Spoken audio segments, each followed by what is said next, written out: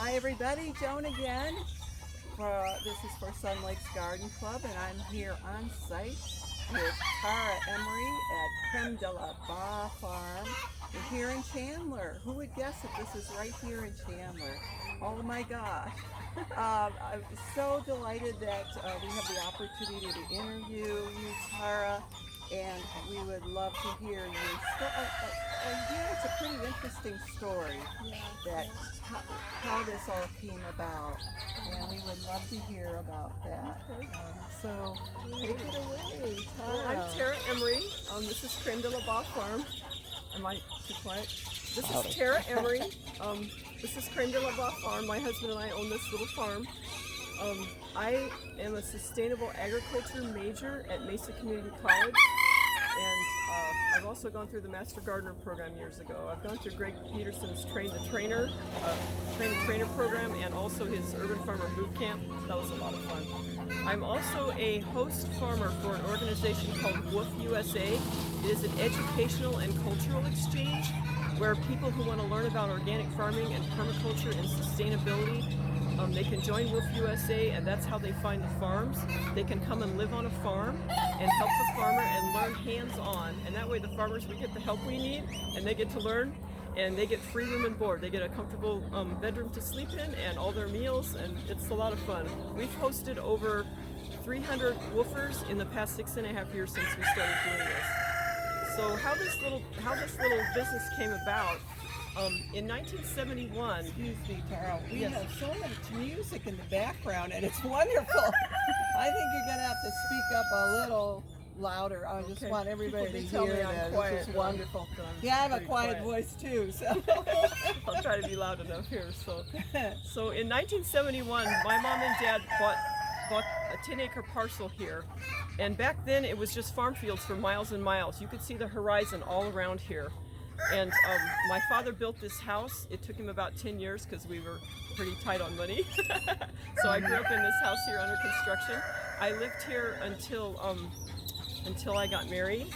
And what year was that? That was a long time ago. Yeah. 1980. 1980, yeah. Yeah, it was a pretty long time ago. So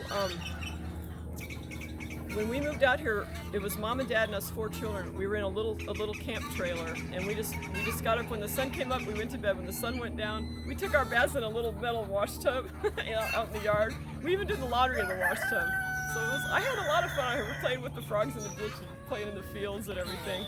That sounds like an ideal childhood. It was really fun. We just could play for a long ways around. My mother had one of those cast iron bells that she would ring when it was time for lunch or time for supper, or if she just needed us to come to the house. That way she didn't have to, if she was yelling the wrong direction, we might not hear her. So yeah, but it was a wonderful childhood to grow up here.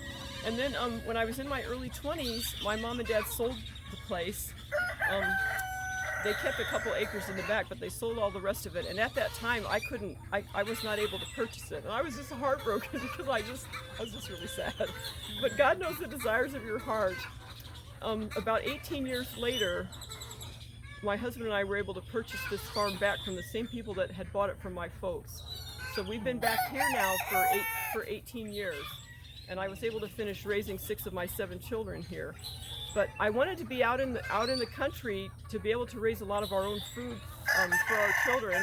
We had 4 boys and 3 girls, and you know how teenage boys, they just eat you out of house and home. Oh yeah. Well, I wanted to be able, like when I was growing up, we had a garden, we had a milk cow, we had goats and chickens, and we had some ducks, and we had fruit trees, so we grew a lot of our own food. My mom baked bread. When I got home from school, our snack was a big pint of cow milk, fresh cow milk, and homemade bread coming out of the oven with a homemade butter. Wow. It smelled so good. It was pretty fun. So, sounds wonderful. So yeah, so we've been back out here for 18 years, and we homeschooled our kids. And when the youngest one graduated, she graduated early at 16, and I was in college when I was younger, in my early 20s. I was working 3 jobs and trying to put myself through college, and I just couldn't afford to pay the daycare for college, so I had to stop. But I always wanted to go back to school. So when my youngest daughter graduated from homeschool, we both started going to college at Chandler Gilbert Community College, and I was a business major because I thought I'd like to start a business with my farm. I think that would be, people to be able to provide really good, clean food for people. It's a pretty big deal. No pesticides and all that sort of thing. Yeah. And so I started going to school there for a couple of years, and then I found out that Mesa Community College had the sustainable agriculture degree, and I'm like, oh my gosh, that's for me. So I switched schools. So anyway, but I'm going to be graduating probably at the end of the next semester, well, in the fall semester, the fall semester. So yeah, that is so wonderful. Are your children still living in the area? We have still living here. We have 5 of our children still live here in the valley, and then 2 of them live out of state. Oh. Yeah, we've got a lot of grandchildren now. It's a lot of fun. And have any of them stayed with farming, or are they doing?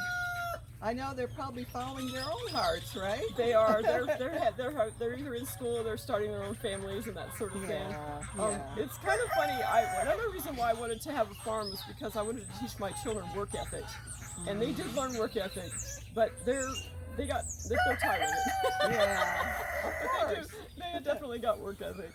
So yeah, it was a really good. It's a really neat place to raise kids, because kids, they realize they're important and they're needed. They're helping to feed and water all the animals. They were helping with everything.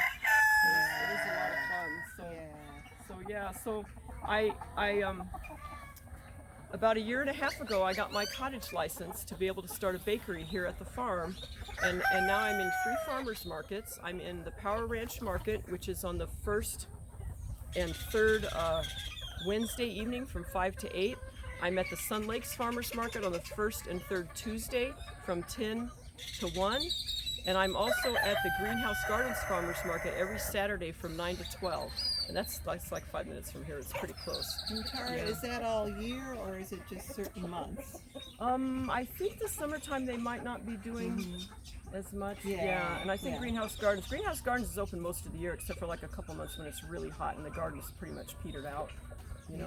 So yeah, but I started, a lot of what I sell, my children grew up eating the homemade cinnamon rolls and the homemade breads, granola, cookies. It's just stuff, I just raised a really large family on a pretty tight budget, and if you make things from basic ingredients, you're eating better, and you're getting, it's a lot better nutrition. It's just better than junk I've had food. your granola and cinnamon rolls. Oh, thank you. The granola is the best granola I've ever had. Yeah, I have a lot of people I'm tell not just me saying that. it, really, it's good. Thank you.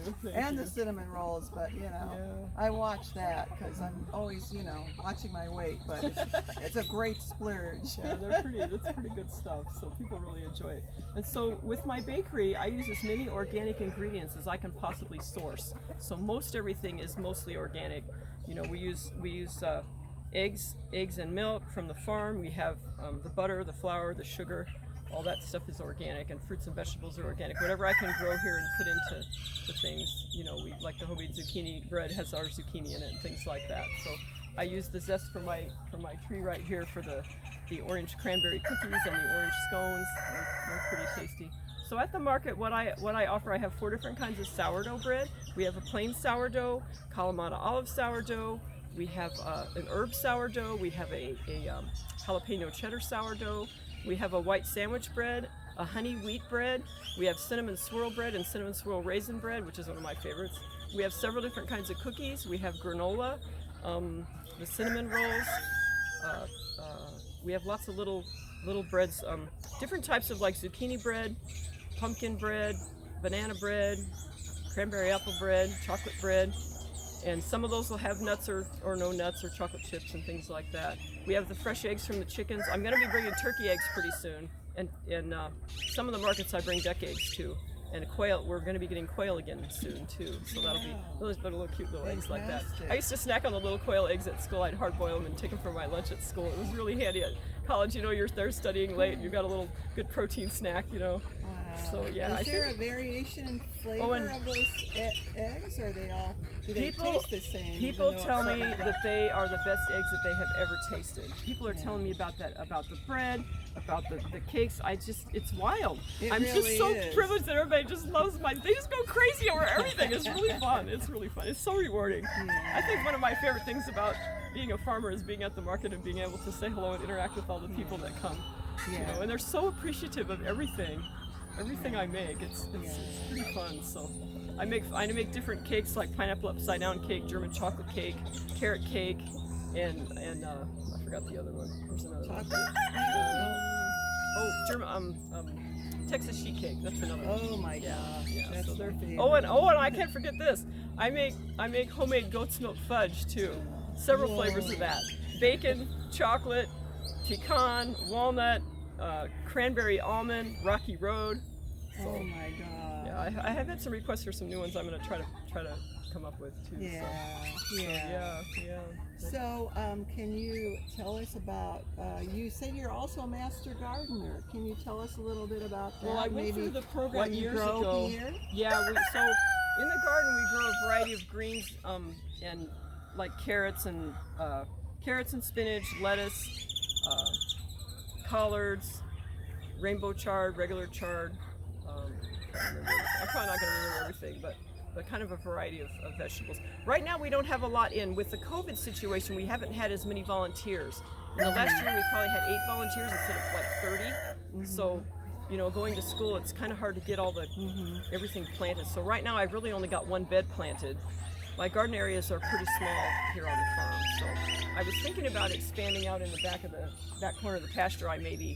We may be doing some more out there, but I'm kind of concentrating more on the bakery right now. It's pretty it takes a lot of time to do the bakery stuff. So Yeah. because I bake all day and most of the night on Thursdays and Fridays so that things are baked as close to the market as possible, so they can be as fresh as possible for all my customers there. So Can you tell us a little bit more about your volunteer program and The is WOOF it, program? And where the WOOF program? And yeah, so is it through Maricopa County? No, the WOOF program, it's an international organization actually, and people come from all over the world and all over the United States, and we also have local volunteers that come.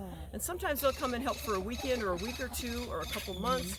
I have a new gal that got here Saturday morning. She was helping me at the market. It was awesome. So she came out here from New York. We were getting a lot of people from other countries, but with COVID, that's just been put on hold. They just can't come here.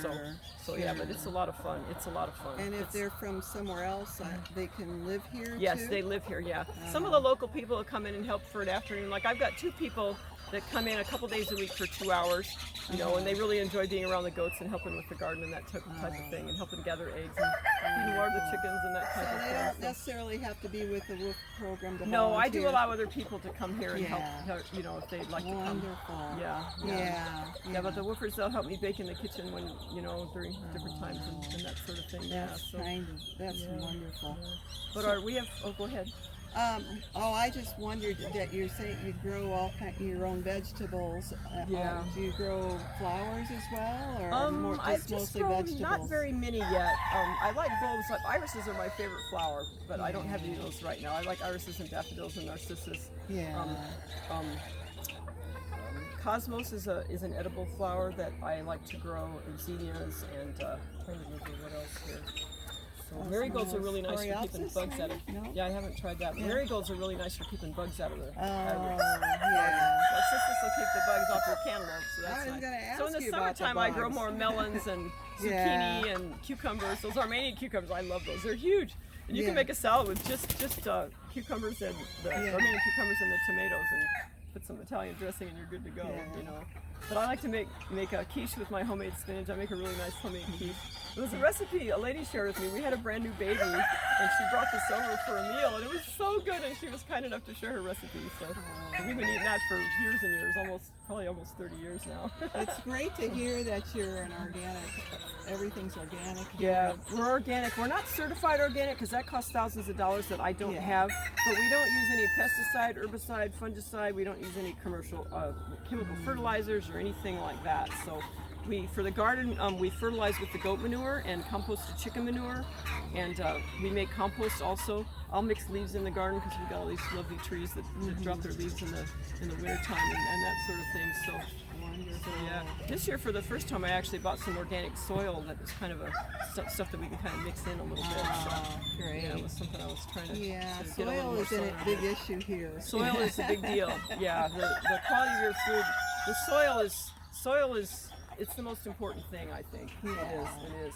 And if people spray, like the big places, the big commercial farms, if you spray things like the defoliants and the herbicides and the pesticides, things like that, they get into the soil and it kills all the things in the soil that are alive. It kills the good bacteria and the fungi, the mycorrhizal fungi. It kills the earthworms and all those little, there's like a whole ecosystem under the soil, and it's really important. And the vegetables that you eat nowadays, the conventional vegetables, they don't have the same, they have a lower nutrition than organically grown.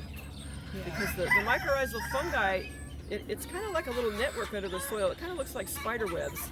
And it actually has a symbiotic relationship with the roots. It attaches itself to the roots of plants, and it gets a little carbohydrate, like a little sugar feed from the plant roots. But it brings minerals up from deep in the soil, deeper than the roots can actually reach. And that's why there's more nutrition in the organically grown produce. So That's very interesting. Yeah, it is. And our eggs from our chickens, these are called chicken tractors, and they are, it's like a movable pen where they get to eat grass, so they get to be on pasture and eat the grass, but they're protected from the predators.